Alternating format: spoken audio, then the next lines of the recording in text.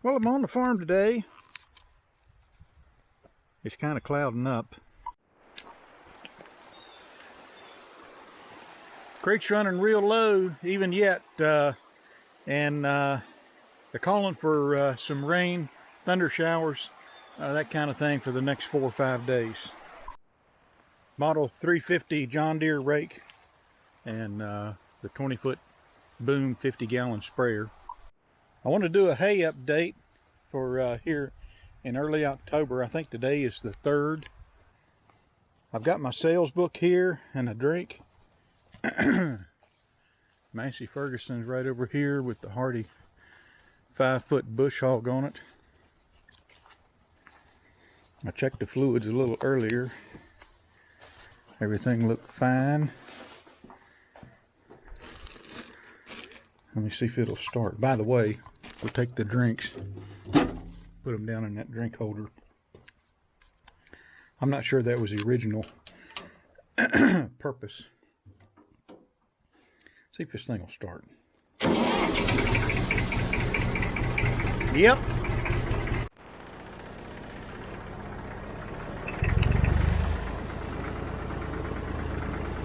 Got the sales book and gloves in this hand, so I can't exactly hold the camera and grab the lever and do everything else.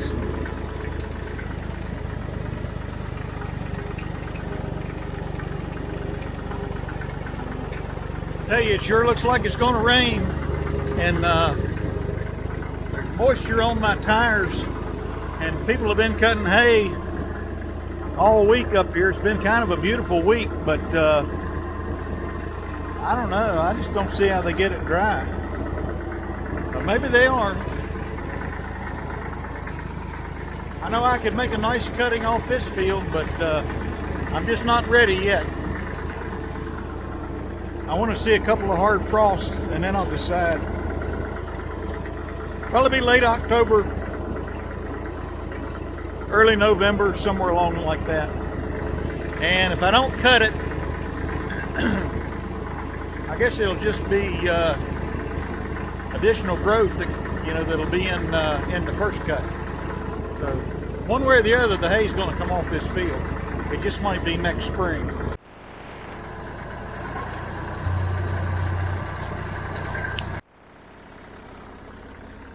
So what I'm going to do is I'm going to mow this patch right in here. I didn't get to that the other day when I was mowing out here. I've got my John Deere baler and tractor pulled out of the way. So the customer comes, I'm ready for him to back into the barn. And I'll show you all that here in a little bit. But the hay sales, I've had repeat customers come. Kind of gave everybody till October 31st to, tell me what they wanted to do. And I've heard from my repeat customers. Some of them have came and they've actually taken a fair amount of hay, and then I'm holding hay for a couple of them, and then I'm just selling hay. I've started to advertise, and people seem interested. I don't know that there's a hay shortage, but I kind of think there is. But I'm having trouble putting my finger on it this year. But in any event, I'm gonna get busy mowing this, and that'll help me kill some time while I wait on the customer. I'm not gonna bore you with a bunch of footage mowing some hay back over here behind me, but I will show you a little bit.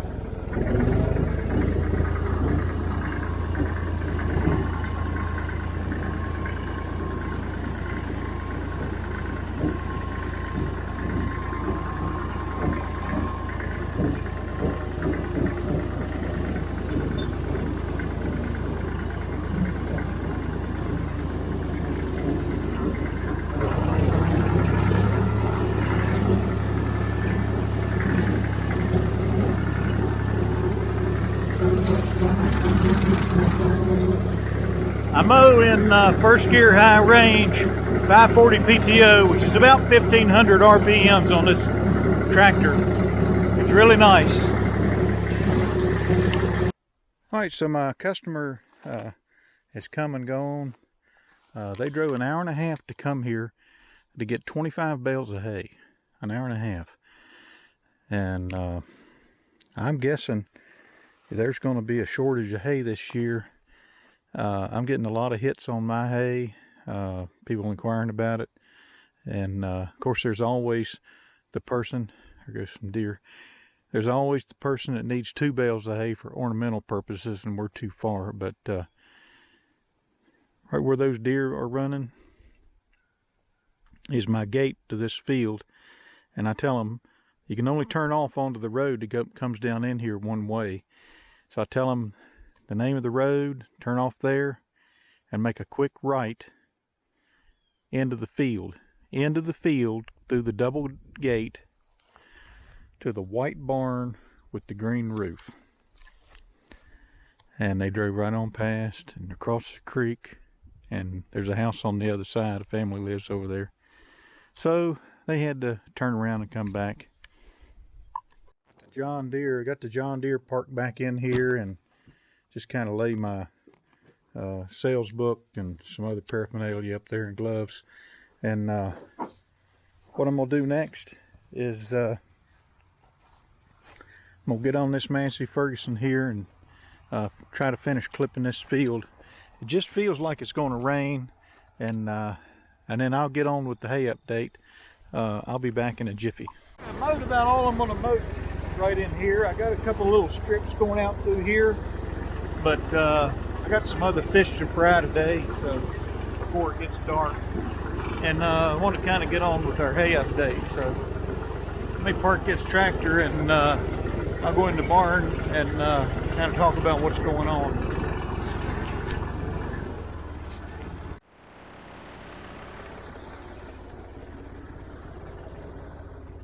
So over here on this side of the barn, as far as hay sales go, I've sold some hay over here on this side. I'm holding this. I've got a customer that buys a fair amount of hay, and that should suffice with what they're gonna get. And I think I showed in another video that I'd sold. I got a customer that's got a video on an excellent hay customer, and he has taken, you know, from here back to the edge of that pile on the other side of that fertilizer spreader. And these are just some misshaped bales that are laying in here. I'll sell those, believe it or not. People buy stuff like that that are on a budget. I got my John Deere 348 parked in here, and on the back side of it, I'll walk around there to it in a minute. I've got the Crone parked out of the way, and like I say, there's some rain coming, and kind of wanted to get some of this equipment, you know, out of the rain.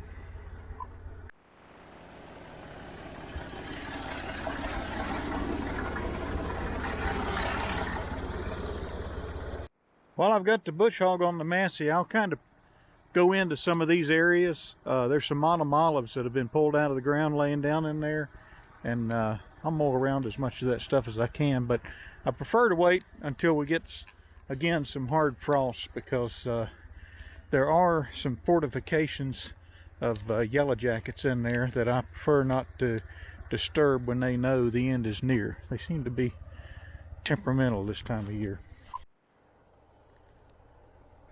Alright, so I'm back here on the opposite end of the barn, and I think I'd sold some hay out of here in a previous video. But you know, the big thing is, I've been selling hay, and these bales you see right here, it doesn't look, right now it doesn't look very deep from here to here, but I had bottom bales, and that's what these are. I pulled them up so I could get the Crone in, and but I've sold a lot of hay down this center aisle and out through here, and then on out into where that Crone mower conditioner is. It was sitting on top of that hay, and so I've got this hay available, and this hay is available. The hay on that side is sold, and the hay on that side might as well be sold. And you know, we're into October now. Today's October the 3rd, and so the lady that came from about an hour and a half north of here told me that they couldn't find hay. And I don't know if that means, I can't imagine they're not square bales up there, but you know, once you start getting up towards Northern Virginia, Charlottesville, places like that, Richmond, Powhatan, the price of hay is just off the charts for, you know, square bale of hay. And you know, some people, you know, they'll get $10 to $14 for a square. And so are they out of hay up there? I kind of doubt it. I got a friend that lives up near Harrisonburg, and he's got hay. He's selling some, but you know, I don't know that they're knocking his door down yet. But it is true that many people only got one cut of hay, just like we did.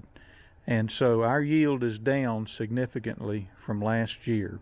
Last year we would sell out the center and then filled it back up with second cutting hay. And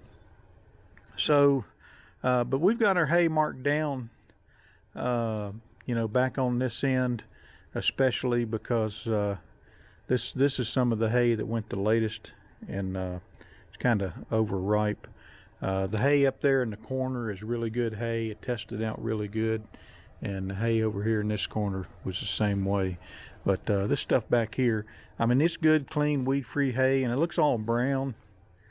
And there's a lot of brown in it, but there's a lot of undergrowth that, you know, has grown into it as well. It's not like it's just broom straw.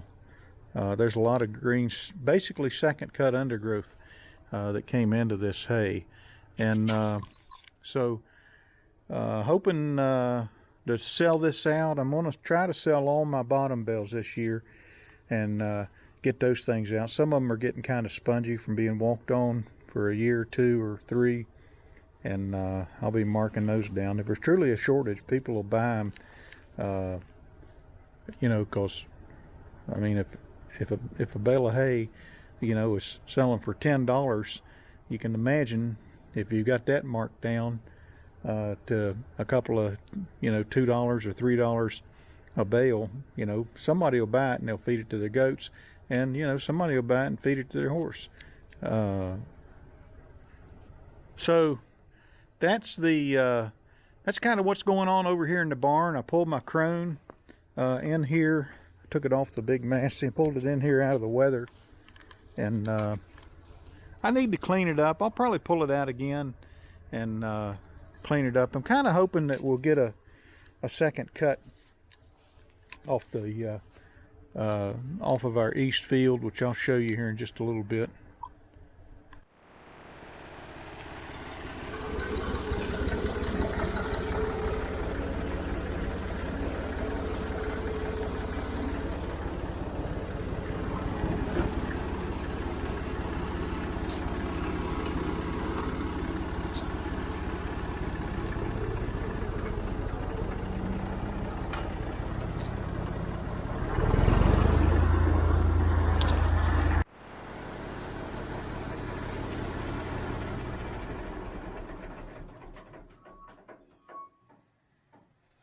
Alright, so I got the Massey put away here, the Model 50, and got a few more things to show you, so I'll be right back. Alright, so I got the Massey Ferguson 1105 pulled down here at the edge of this field, and as I've talked about probably all summer, or maybe halfway through the summer, you know, there's a seal on this radial pump, and I don't know if you can see it or not, but there's a shaft down there. I've shown it in some other videos, and an O-ring came loose and on that shaft, and it's not a matter of if, but when the seal on that radial pump lets go. And when it does, the way it's been described to me is when that seal lets go, you'll know it, because I mean, you don't need an idiot light to come on. You'll just know it, because the whole front windshield and sides down here will be covered with hydraulic oil. It'll be pumping out so fast, and the fan will pick it up, and it'll just make a big mess of everything. So I feel like I got a good tractor here, and I don't mind, you know, sending it off and having it worked on as necessary. So I want to get that fixed, and I want to have this thing, you know, ready to go in the spring. As far as cutting grass here, there's been hay down all around. I'm like the only guy that's not cutting hay, and but I just feel like you know, we need a couple of good hard frosts, and then some hay making weather, and I'll cut hay in here. And if I do, I do, and if I don't, I don't. Presumably all this growth will carry on in to first cutting, so one way or the other I'll get it, as I mentioned earlier in the video.